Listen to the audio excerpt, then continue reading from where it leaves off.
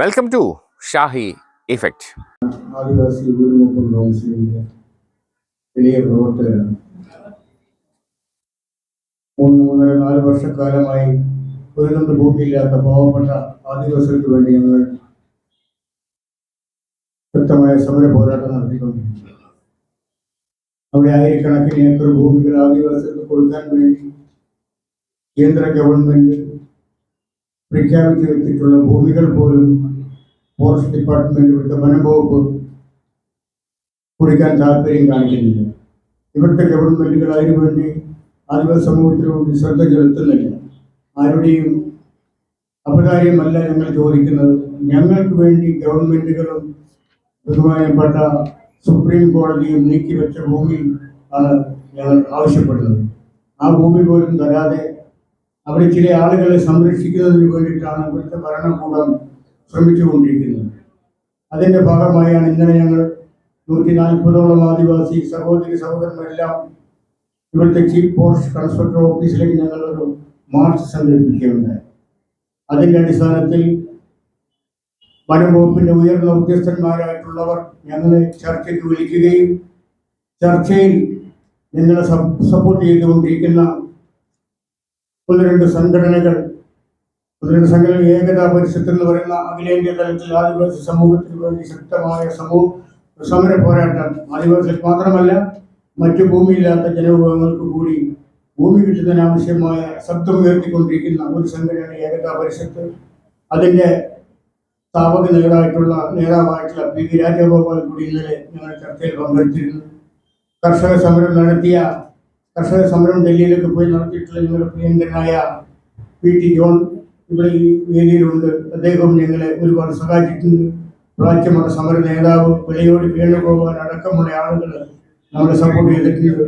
ബഹുമാന്യനായ ഞങ്ങളുടെയൊക്കെ പ്രിയങ്കരനായിരുന്ന മുഖ്യമന്ത്രി ഉമ്മൻചാണ്ടി സാറിൻ്റെ പ്രിയപുത്രൻ ചാണ്ടി ഉമ്മൻ ഇന്നലെ ഞങ്ങളെ സപ്പോർട്ട് ചെയ്യുന്നതിന് വേണ്ടി ഞങ്ങളുടെ സമര പന്തലെത്തുകയും ഞങ്ങൾക്ക് ഐക്യദാർഢ്യം പ്രഖ്യാപിക്കുകയും നിങ്ങൾക്ക് വേണ്ടിയുള്ള സമര പോരാട്ടത്തിൽ ഞാനും പങ്കാളിയാകും എന്ന് ഉറക്കെ പ്രഖ്യാപിച്ചതിന് ശേഷം അദ്ദേഹം പോയി തിരുവനന്തപുരത്തുള്ള മറ്റു കാര്യങ്ങളൊക്കെ അദ്ദേഹം ഭാവിയിൽ നടത്തിത്തരാമെന്നാണ് ഞങ്ങൾക്ക് വാക്ക് തന്നിരിക്കുന്നത്.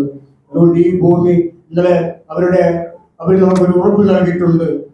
2 ആഴ്ചക്കുള്ളിൽ വനം വകുപ്പ് ഉദ്യോഗസ്ഥന്മാർ, കീഴ്ഘടകത്തിലുള്ളവരിൽ CGF അടക്കമുള്ള ആളുകൾ അവിടെ നമ്മുടെ സമരപന്തൽ സന്ദർശിച്ച് അവിടെ ആ ഭൂമി കൊടുക്കാൻ പറ്റുന്ന ഭൂമിയാണെന്നുണ്ടെങ്കിൽ അത് എത്രയും പെട്ടെന്ന് തീർപ്പ് കൽപ്പിക്കാൻ വേണ്ടി നടപടിയെടുക്കും എന്ന് പറഞ്ഞതിന്റെ അടിസ്ഥാനത്തിലാണ് ഞങ്ങൾ ഉറപ്പ് തന്നതിന്റെ അടിസ്ഥാനത്തിലാണ് ഞങ്ങൾ സമരം അവസാനിപ്പിച്ചത്.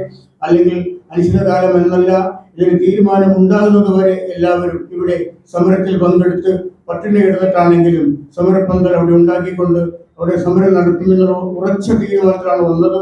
ഇവർ പറഞ്ഞ വാക്കിന്റെ അടിസ്ഥാനത്തിലാണ് ഞങ്ങൾ ഇന്നലെ ആ സമരം അവസാനിപ്പിച്ച് എല്ലാവരെയും വാഹനം കയറ്റിവിട്ട കുറച്ച് ആളുകൾ തിരുവനന്തപുരത്തൊക്കെ ഉണ്ട്.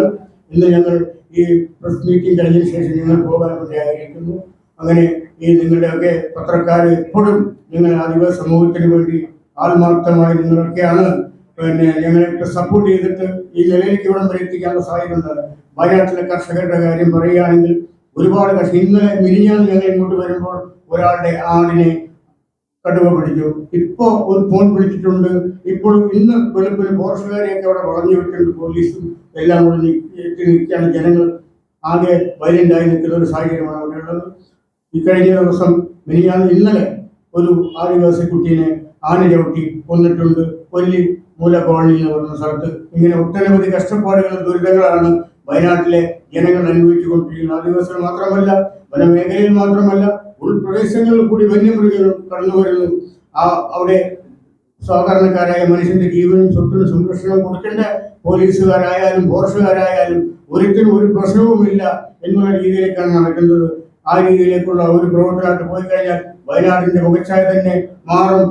നല്ല രീതിയിൽ മാറുകയല്ല, നശിച്ച് നാരായണകലി പിടിക്കും എന്നാണ് ഞങ്ങൾക്കൊക്കെ പറയാനുള്ളത്. നിങ്ങളുടെയൊക്കെ അകം വഴി സഹായ സഹകരണം ഉണ്ടാവണം എന്ന് മാത്രം സൂചിപ്പിക്കുന്നു. നന്ദി, നമസ്കാരം.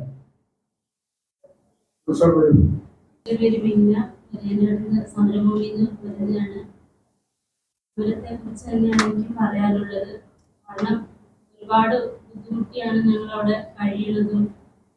3 വർഷക്കാലമായി ഞങ്ങളവിടെ കുടിക്കെട്ടി സമരം നടത്തി വരുന്നു. സർക്കാർ ഇതുവരെ ഞങ്ങളെ തിരിഞ്ഞു നോക്കാതെ ഞങ്ങളുടെ കാര്യത്തിൽ ഒരു പരിഹാരം പോലും കാണാതെ ഇത്രയും വർഷം നിൽക്കുമായിരുന്നു. ആ സമയത്താണ് ഇന്നലെ ഞങ്ങളൊരു സമരം നടത്തിയപ്പോഴത്തേക്കും നമുക്ക് അനുകൂലമായിട്ടൊരു വിധി തന്നിട്ടുണ്ട്.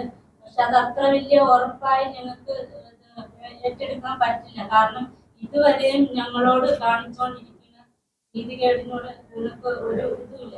അപ്പൊ ഞങ്ങൾക്ക് ഇത് അനുകൂലമായി കിട്ടിയാൽ മാത്രമേ ഞങ്ങൾക്ക് ഒരു ഉറപ്പ് പറയാൻ പറ്റുള്ളൂ. ഞങ്ങളാണെങ്കിൽ അവിടെ ഭയങ്കരമായിട്ട് വിഷമിച്ച് വന്യമൃഗശല്യത്തിന്റെയും ഇതിന്റെയൊക്കെ ആയിട്ട് അതുകൊണ്ട് ഒരുപാട് കഷ്ടപ്പെട്ട് തന്നെ അവിടെ ആളുകൾ ജീവിക്കുന്നത്.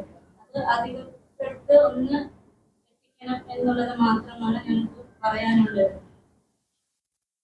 കർഷക സമരം നടത്തുന്ന പോലെ തന്നെ ഒരു കർഷക സമരം പോലെ തന്നെ ആദിവാസി ഭൂസമരം മുന്നോട്ട് കൊണ്ടുപോകാൻ വേണ്ടിയാണ് ഇവർ വന്നിരുന്നതെങ്കിലും ഇന്നലെ 15 ദിവസത്തെ സാവകാശം വനംവകുപ്പ് ആവശ്യപ്പെട്ടതുകൊണ്ട് ആ സമയം കൊടുത്തിട്ടുണ്ട്. ഈ മാസം 23-ാം തീയതി ആ സമയം തീരും. 23-ാം തീയതിക്ക് മുമ്പ് വനം വകുപ്പ് ഇവർക്ക് നിയമപ്രകാരം അംഗീകരിച്ച് കിട്ടിയിട്ടുള്ള ഭൂമി കൊടുക്കുന്നില്ല എങ്കിൽ ആദിവാസികൾ മാത്രമല്ല കേരളത്തിലെ കർഷക സമൂഹവും ഒന്നിച്ച് തിരുവനന്തപുരത്ത് വനം വകുപ്പിന് മുമ്പിലേക്ക് വരും. വനം വകുപ്പിന്റെ രാക്ഷസ മനോഭാവം അവസാനിപ്പിക്കാൻ ഉള്ള പോരാട്ടം ആരംഭിക്കും. ആദിവാസികളെ അടിമകളായി കാണുന്ന ഉദ്യോഗസ്ഥ മനോഭാവം കൊണ്ട് മാത്രമാണ് സുപ്രീം കോടതിയുടെ വിധി ഉണ്ടായിട്ടും ഇന്ത്യ ഗവൺമെന്റ് ഭൂമി അനുവദിച്ചു കൊടുത്തിട്ടും ഞങ്ങൾ ഇന്നലെ ചോദിച്ചു. വയനാട് ജില്ലാ കളക്ടർ ഇൻ റൈറ്റിംഗ് എഴുതി തന്ന കടലാസ് അവിടെ കൊടുത്തു. 2016.44 ഹെക്ടർ ഭൂമി ഭൂരഹിതരായ ആദിവാസികൾക്ക് നൽകാനുള്ളത് വനം വകുപ്പ് തരാത്തത് കൊണ്ട് മാത്രം എനിക്ക് ഈ ജില്ലയിൽ വിതരണം ചെയ്യാൻ പറ്റുന്നില്ല എന്ന് ജില്ലാ കളക്ടർ പറയുമ്പോൾ ഇവർക്ക് എന്താ ന്യായം പറയാനുള്ളത് നമ്മൾ ചോദിച്ചു. അവര് 15 ദിവസത്തെ സമയം ഇപ്പൊ ചോദിച്ചിട്ടില്ല. 15 ദിവസം നമ്മൾ സമയം കൊടുത്തു ഇന്നലെ. അങ്ങനെയാണ് അവിടുന്ന് വന്ന 140 ആദിവാസികളും രാത്രിയും പകരമായിട്ട് ഇപ്പോ തിരിച്ചു പോയിട്ടുള്ളത്. അവർ കാര്യം മനസ്സിലാക്കേണ്ടത് ഭരണഘടനാപരമായ സംരക്ഷണം, ഷെഡ്യൂൾ 5ന്റെ പ്രൊട്ടക്ഷൻ പൂർണ്ണമായുള്ള വിഭാഗമാണ് ആദിവാസി. വനത്തിൽ നിന്ന് പുറത്താക്കാൻ 15 ലക്ഷം രൂപ വാങ്ങി കാട്ടിൽ നിന്ന് പുറത്തുപോ എന്നാണ് വനം വകുപ്പിന്റെ സമീപനം. കാട്ടിൽ നിന്ന് പുറത്തു പോയാൽ ആദിവാസിക്ക് ജീവിതമില്ല. അത് ആദ്യം അവർ മനസ്സിലാക്കണം. അതവർ ആദ്യം മനസ്സിലാക്കേണ്ടതാണ്. 15 ലക്ഷം രൂപ വാങ്ങിയ ഒരു ആദിവാസി കുടുംബം കാട്ടിൽ നിന്ന് പുറത്തിറങ്ങി എങ്ങനെ ജീവിക്കാൻ പറ്റുക?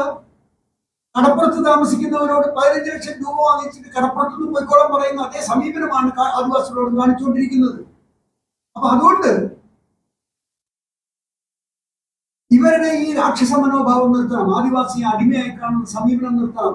ഞങ്ങൾ സെക്രട്ടേറിയറ്റിന്റെ മുമ്പിലേക്ക് പോയില്ല. കാരണം നിയമം പാസാക്കുന്നവര് നിയമം നടപ്പാക്കിക്കാനുള്ള ത്രാണിയില്ല എന്നത് ഞങ്ങൾക്ക് മനസ്സിലാവുന്നു.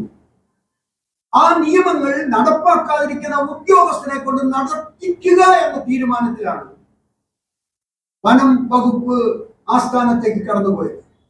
അവിടെ ഇരിക്കാൻ തന്നെയായിരുന്നു തീരുമാനിച്ചത്. അവരുടെ അല്ലെങ്കിൽ അവർ പറഞ്ഞാൽ മതി, ഞങ്ങളോടൊരു ഡയലോഗിന് വരട്ടെ. എവിടെയാണ് എന്താണ് നിയമപരമായ ലംഘനങ്ങൾ നിങ്ങൾ നടത്തുന്നത് എന്ന് ഒന്നല്ല 1000 നിയമലംഘനങ്ങൾ ഞങ്ങൾ ചൂണ്ടിക്കാണിക്കാം. ഇന്നലെ അവർ ഞങ്ങളൊരു കരാർ ഒപ്പിനെ കുറിച്ച് പറഞ്ഞു. ഞങ്ങൾ പറഞ്ഞ കരാർ വേണ്ട. ഒപ്പിട്ട കരാറുകൾ നിരവധി നിങ്ങളുടെ കയ്യിലുണ്ട്. AK ആന്റണി മുഖ്യമന്ത്രിയായിരുന്ന കാലത്ത് ഒപ്പിട്ട കരാറ്, നിൽപ്പ് സമരകാലത്ത് ഒപ്പിട്ട കരാറ്, CK ജാനുവും ഗീതാനന്ദനും ആയുള്ള സമരകാലത്തിലോ കരാറ്, മുത്തങ്ങ സമരത്തിന് ശേഷം നടന്നിട്ടുള്ള കരാറ്, ഈ കരാറുകളൊക്കെ അവിടെയുണ്ട്.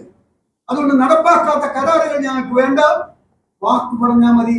ആ വാക്ക് നടക്കുന്നില്ലെങ്കിൽ അപ്പൊ ബാക്കി കാണാം എന്ന് പറഞ്ഞാൽ നിങ്ങൾ പിരിഞ്ഞിട്ടുള്ളത്. അതുകൊണ്ട് 15 ദിവസത്തേക്ക് അവർ സമയം ചോദിച്ചു. ആ 15 ദിവസം കഴിഞ്ഞാൽ വീണ്ടും നമുക്ക് ഈ പ്രസ് ക്ലബിൽ തന്നെ ഒരുപക്ഷെ കണ്ടുമുട്ടേണ്ടി വന്നേക്കാം. നന്ദി.